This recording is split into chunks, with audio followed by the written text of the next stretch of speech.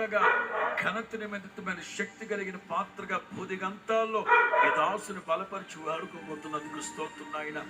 నిలిచిన ప్రతి చోట మీ మహిమ ప్రత్యక్షమగునగాక.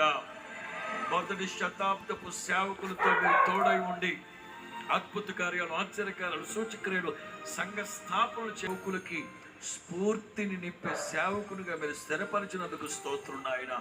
సేవకుడు బలహీనుడే గాని నిలబడిన ప్రతిసారి అగ్ని కణముల లాంటి మాటలతో క్రైస్తవ సమాజాన్ని మీరు రేపుతున్నందుకు స్తోత్రం నాయన. పురికొల్పుతున్నందుకు స్తోత్రం.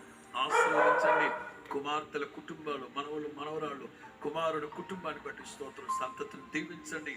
తోబుట్టువుల పరిచయాలన్నింటినీ మీరు ఆశీర్వదించి కుటుంబాలు మనవలు మాత్రగా భూదిగంతాల్లో మీ దాసుని బలపరిచి వాడుకోబోతున్నందుకు స్తోత్రం నాయన.